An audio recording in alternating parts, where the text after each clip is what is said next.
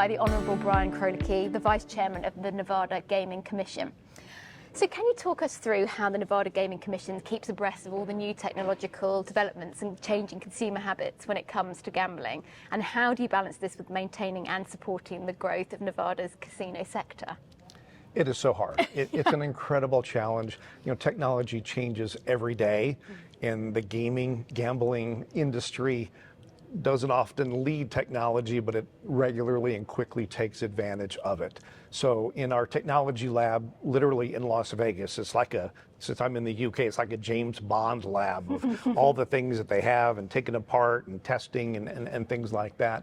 But you must work with those who are doing the technology. So as we just discussed on the panel, we work regularly with Amazon Web Services, with the Googles, with the Microsofts. They're the ones who are out there. They're the ones who know what's happening.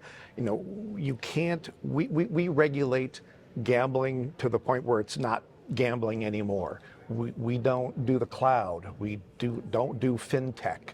We don't do many things, and we have to understand that we don't. So we have to collaborate, to create partnerships, to know what's not only out there today, but what's coming down the road so we can be ready. So the regulations that we have to consider in the law, you know, we don't want to stifle innovation. We don't want to slow down this growth, but we do have to protect, you know, the folks who like to game and participate in gambling. We have to do that. We have to make sure there's compliance, but at the same time, we don't want to slow down this profound industry around the world. And how urgent is it to keep pace with technological change, considering the ever-present threat of illegal gambling? You know, the diligence is nonstop.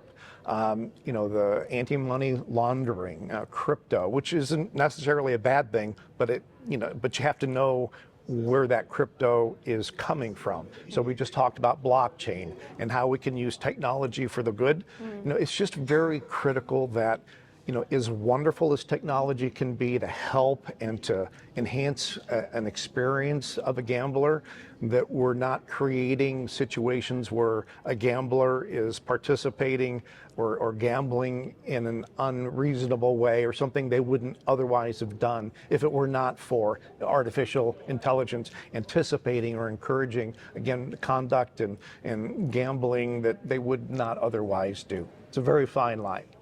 And what do the Commission do to evaluate the use cases and demand for new technologies among consumers? And how does this shape your approach to new verticals such as esports? You know, like esports, you know, it's out there. People want to wager on it, but it's new. And many of the champions in esport are teenagers. You know, they're 12-year-olds or 15-year-olds, and they're scattered around the planet at the same time engaging in a game. And, you know, how do we know they're not, you know, jacked up on Adderall or you know, how is it working?